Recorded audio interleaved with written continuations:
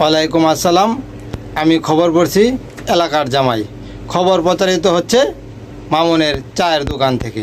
এখন শুনুন বিস্তারিত। ঢাকা জেলাসহ বেশ কিছু জেলায় দেখা যাচ্ছে ষান্ডার বাচ্চা। ষান্ডার আন্ডা খেয়ে নেত্রকোনার 3 বিধবা মহিলা প্রেগনেন্ট। খবর নিয়ে জানা গেছে তাদের স্বামী 4 থেকে 5 বছর আগে ইন্তেকাল করেছেন। এই নিয়ে চলছে তুমুল ঝগড়া।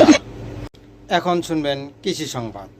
এবারে রাজশাহী নয়, আমের ফলন বাম্পার হয়েছে ভোলা জেলায় কাউয়ারচরে আম ফলন করে এবারে করেছেন মাটির নিচে 3 তলা বাড়ি। এই নিয়ে চলছে দেশ জুড়ে হৈহুল্ল। এখন শুনবেন আবহাওয়ার খবর। আগামীকাল সূর্য উঠলে উঠতেও পারে, না উঠলে না উঠতে পারে। এই নিয়ে আমার কোনো মাথা ব্যথা নেই।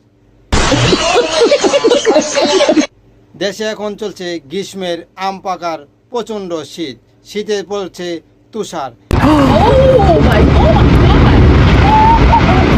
ঠান্ডা ও কাশি, অসুস্থ হয়ে যাচ্ছেন এলাকা সহ অনেক শিশু বাচ্চা।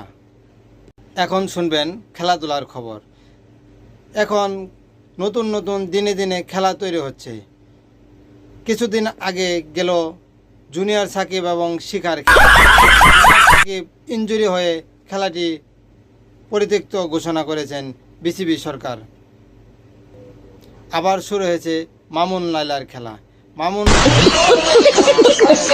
মূল আলোচনা, মামুন আর লায়লার বৃষ্টির কারণে খেলা পরিত্যক্ত ঘোষণা করেছেন বিসিবি সরকার। আরও খবর পেতে DSN মামুন লিখে সার্চ করুন YouTube, TikTok, Facebook, Instagram ID থেকে। পরবর্তীতে খবর শোনার জন্য অপেক্ষা করুন আগামী মাসের 39 তারিখ পর্যন্ত। নতুন খবর পেতে আমার সাথেই থাকুন। ধন্যবাদ।